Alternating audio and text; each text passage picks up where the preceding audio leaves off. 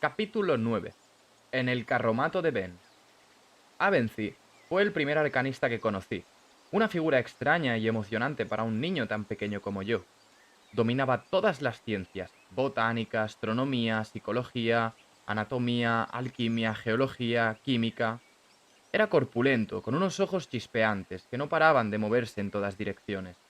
Tenía una franja horizontal de pelo gris oscuro en la parte de atrás de la cabeza, pero, y eso es lo que mejor recuerdo de él, no tenía cejas. O mejor dicho, las tenía, pero en un estado perpetuo de renacimiento, porque se las quemaba continuamente durante sus experimentos de alquimia. Esa peculiaridad le daba un aire de sorpresa y burla. Hablaba con dulzura, reía a menudo y nunca ejercía su ingenio a costa de los demás. Maldecía como un marinero borracho con una pierna rota, pero solo a sus asnos. Los animales se llamaban Alfa y Beta, y Avency les daba zanahorias y terrones de azúcar cuando creía que nadie lo veía. La química era su disciplina favorita, y mi padre aseguraba que jamás había conocido a nadie que manejara mejor el alambique. Cuando Avency solo llevaba un par de días en la troupe, yo ya tenía por costumbre viajar en su carromato. Le hacía preguntas y él me las contestaba. Luego, él me pedía que le cantara canciones y yo las tocaba con un laúd que había tomado prestado del carromato de mi padre. De vez en cuando, incluso cantaba. Tenía una potente voz de tenor y siempre desafinaba, buscando las notas donde no correspondía. Casi siempre que pasaba eso, paraba y se reía de sí mismo. Era un buen hombre y nada engreído. Un día, poco después de conocerlo, le pregunté a Avency qué se sentía cuando se era un arcanista. Me miró atentamente. ¿Conoces a algún arcanista?, preguntó. Una vez pagamos a uno que encontramos en el camino para que nos arreglara un eje roto. Hice una pausa para pensar. Se dirigía al interior con una caravana de pescado. Avency hizo un ademán de desdén. No, no, chico, me refiero a un arcanista de verdad, y no a un pobre hechicero de tres al cuarto que se gana la vida por las rutas y de las caravanas tratando de impedir que la carne se pudra. ¿Qué diferencia hay?, pregunté, intuyendo que eso era lo que esperaba de mí. Bueno, repuso él, me llevaría tiempo explicártelo. Tengo todo el tiempo del mundo. Avency me miró como evaluándome. Yo estaba esperando esa mirada. Era la clase de mirada que decía: hablas como si fueras mayor de lo que aparentas. Confiaba en que lo asumiera deprisa. Resulta tedioso que te hablen como si fueras un niño, aunque lo seas. Avency respiró hondo. El que uno sepa hacer un par de trucos no significa que sea un arcanista. Hay gente que sabe arreglar un hueso roto o leer víntico éldico. Quizá hasta practiquen un poco de simpatía, pero... ¿Simpatía?, le interrumpí con todo el respeto del que fui capaz. Supongo que tú lo llamas magia, dijo Avency de mala gana, pero en realidad no lo es. Se encogió de hombros y continuó. Pero aunque practiques la simpatía, eso no te convierte en arcanista. Un verdadero arcanista es el que ha estudiado el arcano en la universidad. Cuando mencionó el arcano, se me ocurrieron una docena de preguntas más. Quizá pienses que no son muchas, pero si las añades a las 50 preguntas que yo ya llevaba conmigo a todas partes, comprenderás que estaba a punto de explotar. Hice un gran esfuerzo para permanecer callado, porque quería que Avency continuara él solo. Avency, sin embargo, se percató de mi reacción. Veo que has oído hablar del arcano, ¿no? Parecía hacerle gracia. A ver, explícame lo que te han contado. Ese pequeño apunte era la única excusa que yo necesitaba. Un niño de Temper Glen me contó que si te cortas un brazo te lo pueden coser en la universidad. ¿Es verdad? Hay historias que dicen que Taborlin el Grande fue a la universidad, a aprender los nombres de todas las cosas. Hay una biblioteca con 1000 libros. ¿De verdad hay tantos? Avency contestó mi última pregunta. Las otras las había formulado demasiado deprisa y no le había dejado responder. Hay más de 10.000. Hay más de 1000, 10 veces 10.000 libros. O más. Más libros de los que jamás podrías leer. La voz de Aventy adquirió un deje nostálgico. ¿Más libros de los que jamás podría leer? Eso no acababa de creérmelo. Ben continuó. La gente que ves viajando en las caravanas, como hechiceros que hacen que la comida no se estropee, zahoríes, adivinos, embaucadores, ellos no son verdaderos arcanistas, igual que todos los artistas itinerantes no son del Edenarru. Quizás sepan un poco de alquimia, un poco de simpatía, un poco de medicina, sacudió la cabeza, pero no son arcanistas de verdad. Hay mucha gente que asegura serlo, llevan túnica y se dan muchos aires para aprovecharse de los ignorantes y de los ingenuos. Pero te voy a decir cómo puedes reconocer a un verdadero arcanista. Avency se quitó una fina cadena que llevaba colgada del cuello y me la dio. Era la primera vez que yo veía un florín de arcano. No llamaba mucho la atención, solo era un trozo plano de plomo con una extraña inscripción grabada. Eso es un verdadero florijín, o florín si lo prefieres, me explicó Avency con cierta satisfacción. Es la única forma infalible de saber quién es y quién no es un arcanista. Tu padre me pidió que le enseñara el mío antes de dejarme viajar con vuestra trupe. Eso demuestra que es un hombre de mundo. Me miró con astuta indiferencia. Incómodo, ¿verdad? Me aguanté y asentí con la cabeza. La mano con que había cogido el florín se me había dormido. Sentía curiosidad por examinar las inscripciones del anverso y el reverso, pero pasados unos segundos se me había dormido el brazo hasta el hombro, como si me hubieran recostado toda la noche sobre él. Me pregunté si se me dormiría todo el cuerpo si seguía sujetándolo. No tuve ocasión de comprobarlo, porque el carromato pasó por un bache y se me cayó el florín de Avency de la mano. El anciano lo atrapó al vuelo y volvió a colgárselo del cuello, riendo. ¿Cómo lo soporta? Pregunté y me froté la mano entumecida para recuperar la sensibilidad. Solo le produce ese efecto a los demás, me explicó. Su propietario solo nota calor.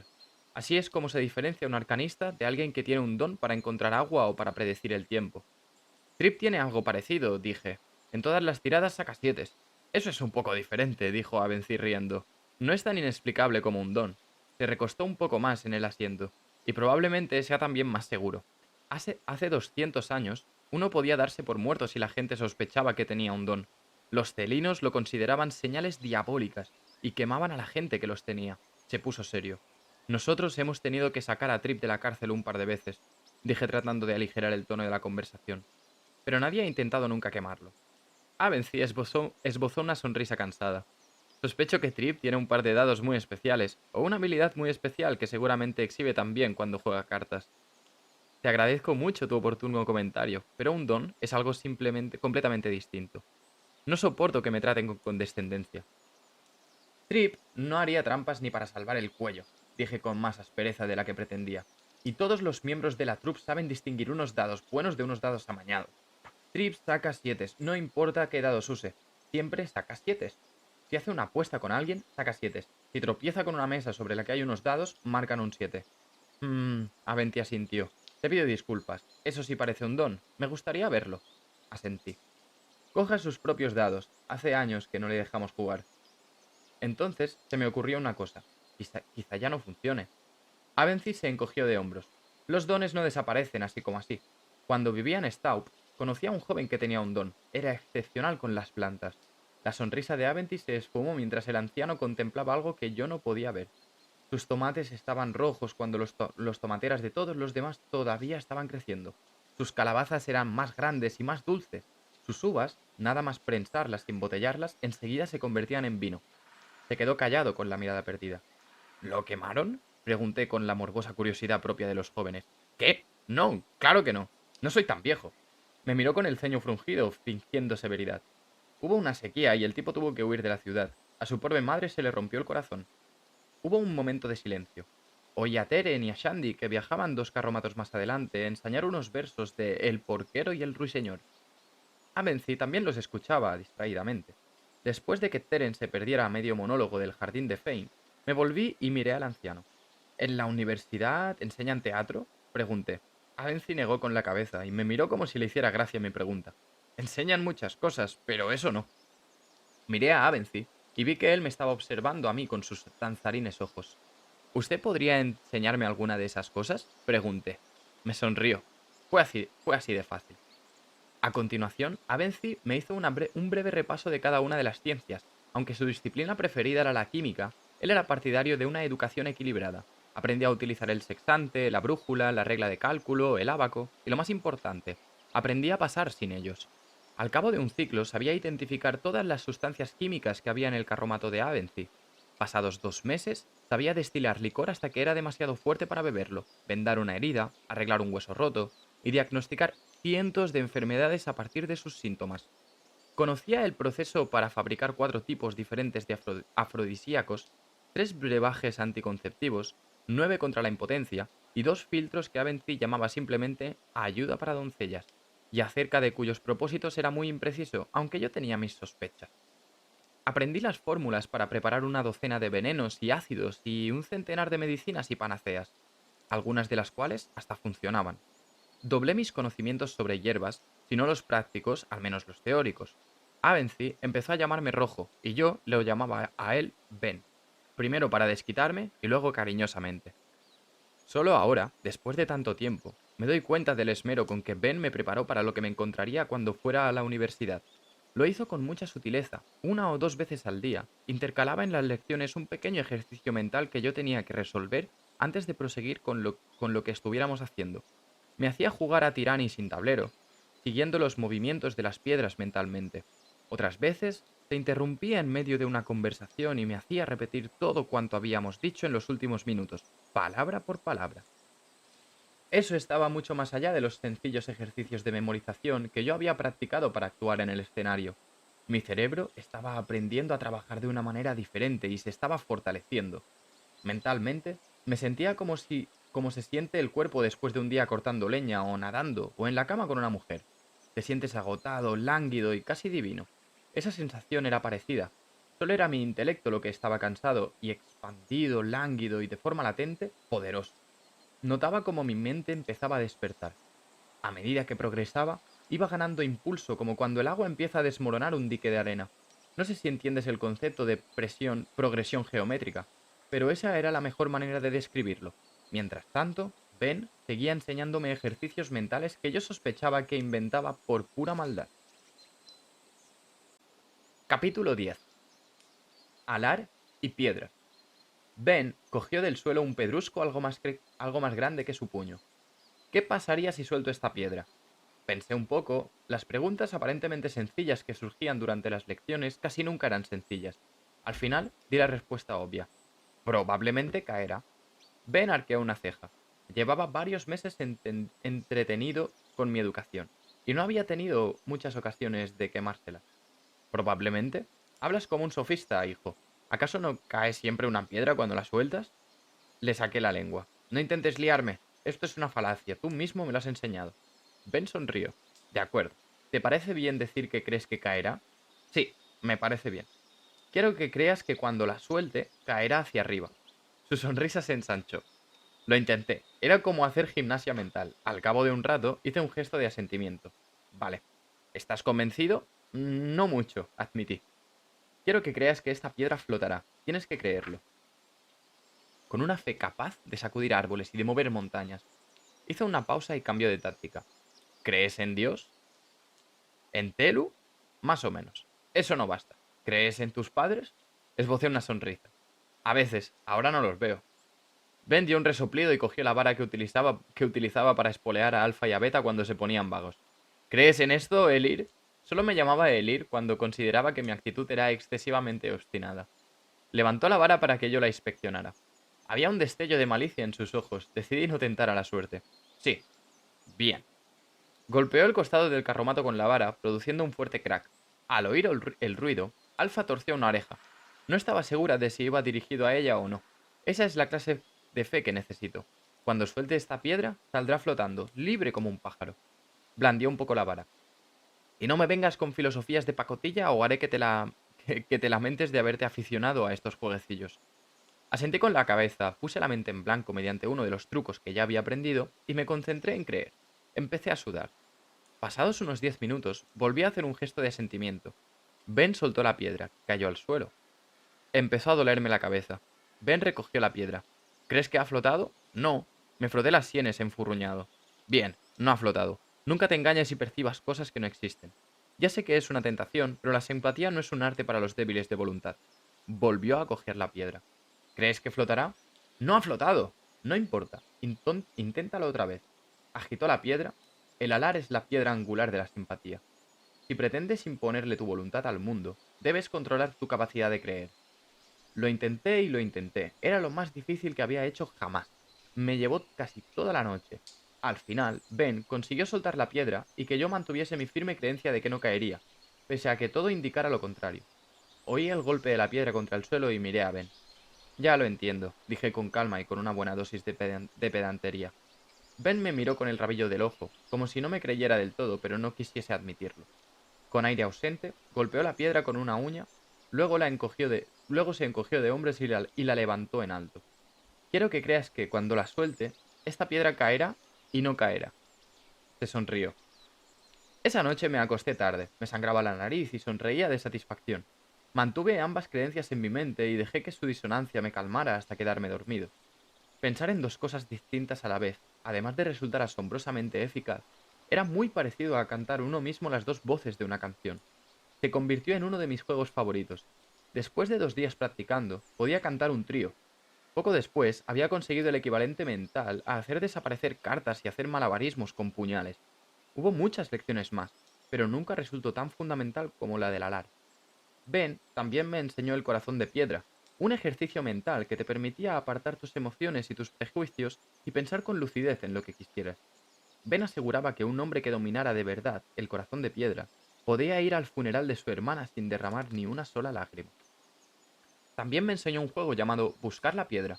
El juego consistía en hacer que una parte de tu mente escondiera una piedra imaginaria en una habitación imaginaria, luego otra parte de tu mente tenía que encontrarla. En la práctica, mediante esa técnica se desarrolla un valioso control mental. Si aprendes a jugar a buscar la piedra, consigues un alar duro como el hierro, que es lo que necesitas para practicar la simpatía. Sin embargo, aunque pensar en dos cosas a la vez resulta enormemente útil, el entrenamiento que se precisa para dominar esa habilidad es cuanto menos frustrante y a veces muy perturbador. Recuerdo una ocasión en que busqué la piedra durante casi una hora antes de consentir en preguntarle a la otra mitad de mí dónde la había escondido. Pues bien, resulta que no había escondido la piedra, solo quería saber cuánto rato buscaría antes de rendirme. ¿Alguna vez has estado a la vez enfadado y contento contigo mismo? Es un sentimiento interesante, por no decir más. En otra ocasión pedí pistas y acabé burlándome de mí mismo. No es de extrañar que muchos arcanistas sean un poco excéntricos, por no decir que están absolutamente chalados. Como había dicho Ben, la simpatía no es para los débiles de voluntad. Capítulo 11. El vínculo de hierro. Estaba sentado en la parte de atrás del carromato de Avency. Era un lugar maravilloso para mi tierna mente, con centenares de botellas y paquetes impregnando de un millar de olores. Por lo general, lo encontraba más divertido que el carro de un calderero. Sin embargo, ese día estaba muy desanimado. La noche anterior había llovido mucho y el camino se habría convertido en un lodazal. Como la troupe no tenía ningún programa determinado, habíamos decidido esperar un par de días y dejar que los caminos se secaran. Era algo que ocurría con frecuencia, y Ben aprovechó esa pausa en el camino para darle un empujón a mi educación. Así que estaba sentado ante la mesa de madera de la parte de atrás del carromato de Ben, enfurruñado ante la perspectiva de pasarme todo el día oyéndole darme lecciones sobre cosas que yo ya entendía. Mis pensamientos debían de reflejarse en mi cara porque Avency suspiró y se sentó a mi lado. No es exactamente lo que esperabas, ¿verdad? Me relajé un poco, porque sabía que ese tono significaba un aplazamiento temporal de la lección. Ben cogió un puñado de drabines de hierro que había sobre la mesa y los juntó con cuidado. Entonces me miró. ¿Sabrías hacer malabarismos con todos a la vez? ¿Y con 5 pelotas? ¿Y con cuchillos? Me ruboricé un poco. Recordé que, al principio, Trim ni siquiera me dejaba probar con 3 pelotas a la vez. Me hacía practicar con dos y se me habían caído un par de veces. Se lo dije a Ben. Muy bien, repuso él. Cuando aprendas este truco, podremos pasar a otro. Pensé que iba a levantarse para continuar con su lección, pero no lo hizo. Me mostró el puñado de drabines de hierro. ¿Qué sabes de estos objetos?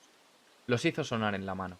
¿En qué sentido? Pregunté físicamente, químicamente, históricamente. Históricamente. Ben sonrió. Sorpréndeme con tus conocimientos de nimiedades históricas, Elir. En una ocasión le había preguntado qué significaba Elir, y Ben me había contestado que significaba el sabio. Pero, por la forma en que había torcido la boca al decirlo, yo tenía mis dudas. Hace mucho tiempo. El pueblo que... ¿Cuánto tiempo? Fruncía el ceño y lo miré con acritud.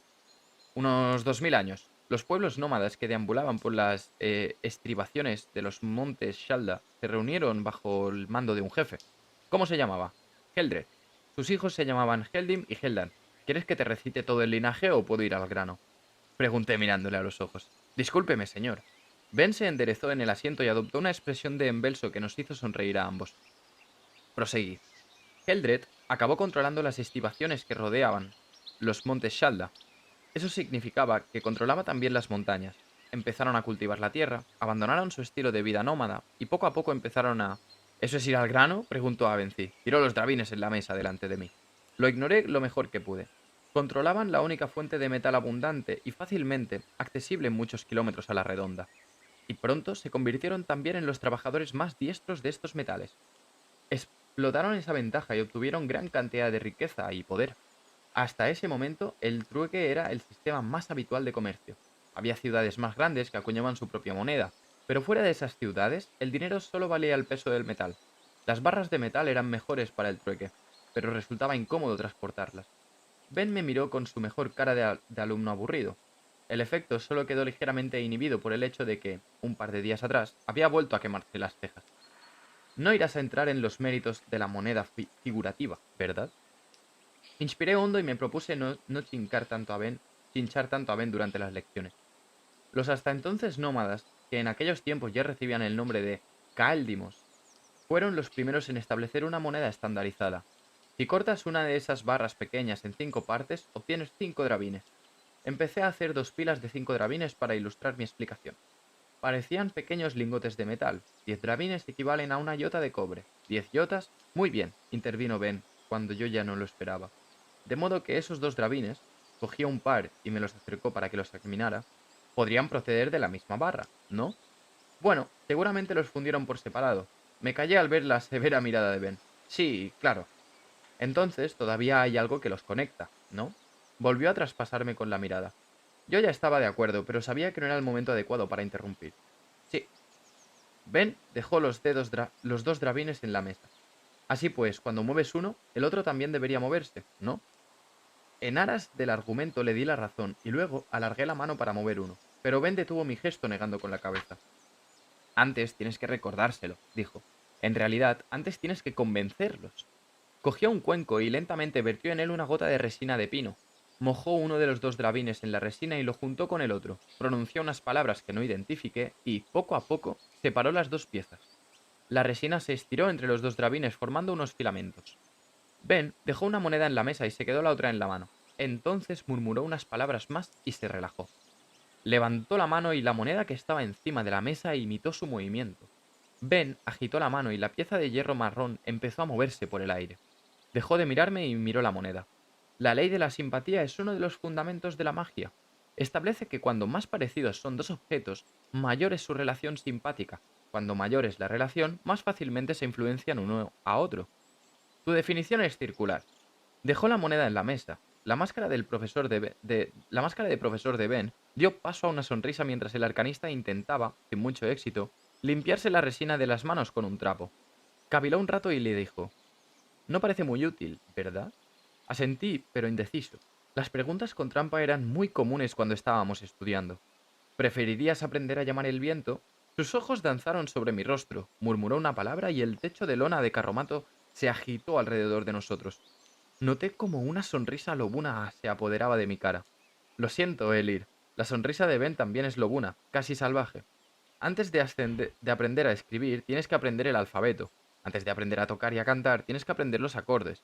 Sacó una hoja de papel y anotó un par de palabras en ella. El truco consiste en fijar el alar con firmeza en tu mente. Tienes que creer que están conectados, tienes que saber que están conectados. Me dio la hoja. Aquí tienes la transcripción fonética. Se llama vínculo simpático del movimiento paralelo. Práctica. Viejo, entre cano y sin cejas. Cada vez se parecía más a un lobo. Fue a lavarse las manos, vacié mi mente mediante el corazón de piedra. Al cabo de unos instantes me sentí flotar en un mar de desapasionada calma. Enganché las 2 monedas del metal con resina de pino, fijé el alar en mi mente y me concentré en la inquebrantable creencia de que aquellos 2 drabines estaban conectados. Pronuncié las palabras, separé las monedas, dije la última palabra y esperé. No sentí ninguna oleada de poder, no sentí frío ni calor, no descendió sobre mí ningún rayo de luz. Estaba muy decepcionado, es decir, todo lo decepcionado que podía estar con el corazón de piedra. Levanté la moneda con una mano y la moneda que estaba encima de la mesa se levantó sola, imitando el movimiento de la otra. Era magia, de eso no cabía ninguna duda, pero me quedé muy impasible. Yo esperaba... no sé qué esperaba, pero desde luego algo muy diferente. Pasé el resto del día experimentando con el sencillo vínculo simpático que Avency me había enseñado. Aprendí que se podía unir casi todo, un trabín de hierro y un talento de plata, una piedra y un trozo de fruta, 2 ladrillos, un terrón y un asno. Tardé unas 2 horas en comprender que no necesitaba la resina de pino. Cuando se lo comenté a Ben, él admitió que la resina solo era una ayuda para la concentración. Creo que le sorprendió que lo hubiera averiguado por mis propios medios. Déjame resumir de manera breve el concepto de simpatía, dado que seguramente tú nunca necesitarás tener más que una vaga comprensión de cómo funcionan estas cosas. En primer lugar, la energía no puede crearse ni destruirse. Cuando levantas un drabín y el otro se levanta él solo de la mesa, el que tienes en la mano pesa como si lo estuvieras levantando los dos, porque en realidad lo estás haciendo. Eso en teoría. En la práctica notas como si estuvieras levantando tres drabines. Ningún vínculo simpático es perfecto. Cuantos más diferentes son los objetos, más energía se pierde en el proceso. Imagina un acueducto que pierde agua y que conduce a una noria. Un buen vínculo simpático tiene muy pocas pérdidas y aprovecha la mayor parte de la energía. Un mal vínculo está lleno de agujeros, solo una parte del esfuerzo que pones en ello va hacia lo que tú quieres hacer. Intenté, por ejemplo, unir un trozo de tiza y una botella de cristal llena de agua. Había muy poca similitud entre los dos objetos, así que, aunque la botella de agua pesaba 1 kilo, cuando intenté levantar la tiza me pareció que pesaba 25. El mejor vínculo que encontré fue el de una rama que había partido por la mitad. Cuando hube comprendido ese ejercicio de simpatía, Ben me enseñó otros, docenas de vínculos simpáticos, un centenar de pequeños trucos para canalizar la fuerza. Cada uno de ellos era una palabra diferente del vasto vocabulario que yo estaba empezando a conocer. Muchas veces era tedioso, no te lo cuento con más detalles para no aburrirte. Ben seguía dándome lecciones de otras disciplinas, historia, aritmética y química. Sin embargo, lo que más me interesaba era la simpatía. Ben compartía sus secretos con moderación y me hacía demostrarle que dominaba uno antes de pasar al siguiente. Pero por lo visto, yo tenía un don, más allá de mi afición natural a absorber conocimientos, de modo que nunca tenía que esperar demasiado. No estoy diciendo que el camino siempre fuera llano. La misma curiosidad que me convertía en un alumno tan entusiasta me causaba problemas con cierta regularidad. Una noche, cuando encendía el fuego para cocinar a mis padres, mi madre me sorprendió cantando una canción que había aprendido el día anterior. No me había percatado de que mi madre estaba detrás de mí, así que se quedó escuchándome mientras yo golpeaba un leño contra otro y distraído recitaba: 7 cosas guarda Lady Luckless bajo su negro vestido. Un anillo que no es para ponerse. Una palabra que es casi un gemido. Junto al cirio de su esposo hay una puerta sin pomo. En una caja sin tapa ni candado encierra Luckless las piedras de su amado. Ella tiene un secreto guardado, que sueña en vez de dormir sin tardanza, por un camino que no es de trillado, Lady Luckless lía su adivinanza. Se la oía cantar, se la había oído cantar a una niña que iba por la calle dando saltitos. Solo la había oído 2 veces, pero se me había quedado grabada. Era una canción pegadiza, como casi todas las canciones infantiles. Mi madre me oyó y se acercó al fuego. ¿Qué era eso que cantabas, cielo? No lo dijo con enfado, pero me di cuenta de que tampoco estaba contenta. Es una canción que oí en Fallows. Contesté de manera evasiva. Tenía prohibido jugar con los niños de los pueblos por los que pasábamos. La desconfianza se convierte rápidamente en aversión. Subrayaba a mi padre a los nuevos miembros de la troupe. Así que cuando estemos en un pueblo, mantenemos juntos y sed educados. Puse unos troncos más gruesos en el fuego y dejé que las llamas los acariciaran. Mi madre se quedó un rato callada, y cuando yo ya empezaba a pensar que no seguiría insistiendo, me dijo: no me gusta esa canción. ¿Te has parado a pensar en su significado? La verdad era que no. Parecía un poemilla sin sentido, pero cuando la repetí mentalmente, caí en la cuenta de que encerraba claras alusiones sexuales. No la había pensado. Su expresión se suavizó un tanto y se agachó para acariciarme el cabello. Piensa siempre en lo que cantas, cariño. Por lo visto, me había librado, pero no pude evitar preguntar: ¿qué diferencia hay con algunos pasajes de después de tan larga espera? Es como cuando Fane le pregunta a Lady Perial por su sombrero. Tantos hombres me han hablado de él que quería verlo con mis propios ojos y probármelo. Es evidente a qué se refiere. Vi como mi madre componía una expresión firme, ni enfadada ni contenta. Entonces cambió algo en su cara. Dime tú, ¿dónde está la diferencia? Dijo. Yo detestaba las preguntas con trampa. La diferencia era obvia. Una me metería en un lío y la otra no. Esperé un poco para demostrar que había reflexionado lo suficiente sobre el asunto y luego sacudí la cabeza. Mi madre se arrodilló ante el fuego y se calentó las manos.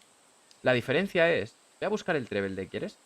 Me dio un empujoncito, me levanté y fui a la parte de atrás del carromato mientras ella continuaba. La diferencia consiste en decirle algo a una persona y decir algo sobre una persona. Lo primero puede ser una grosería, pero el segundo es siempre un chisme. Le llevé el trebelde y la ayudé a montarlo sobre el fuego. Además, Lady Perial solo es un personaje ficticio. En cambio, Lady Luckless es una persona real, con sentimientos que pueden resultar heridos. Levantó la cabeza y me miró. No lo sabía, argumenté poniendo cara de culpabilidad. Debí de lograr una expresión digna de lástima. porque mi madre me abrazó y me dio un beso. No es nada grave, tesoro, pero recuerda que tienes que pensar siempre lo que estás haciendo. Me pasó una mano por la cabeza y sonrió radiante como el sol. Creo que podrías reconciliarte conmigo y con Lady Luckless si encontraras unas ortigas para la cena de esta noche. Cualquier pretexto para eludir un juicio y jugar un rato a la maralla de arbustos que había junto al camino me parecía bueno. Me marché casi antes de que mi madre hubiera terminado la frase. También debería aclarar que gran parte del tiempo que pasaba con Ben lo sacaba de mi tiempo libre. Yo seguía teniendo mis obligaciones en la troupe, interpretaba el papel de joven paje siempre que era necesario, ayudaba a pintar los decorados y a coser los trajes. Por la noche almohazaba a los caballos y cuando había que imitar truenos agitaba una plancha de hojalata detrás del escenario. Pero no me importaba ocupar así mi tiempo libre. Mi infinita energía infantil y mi insaciable afán de conocimiento hicieron del siguiente año uno de los más felices que recuerdo. Espero que vos hagi agradat moltíssim, espero que us hagi encantat i mos veiem en aquest mateix canal, aniré pujant més capítols, així com les anem llegint amb stream, que record que serà de matins entre setmana a les 11. No oblideu passar-vos, teniu aquí baix el meu enllaç, el meu nom a Twitch, per si voleu venir a seguir-me, a seguir aquesta lectura en directe, que entre capítol i capítol anam fent comentaris i anam mostrant diferents il·lustracions de l'edició del 10 aniversari, que és xulíssima, vale? Mos veiem a la següent. Au revoir!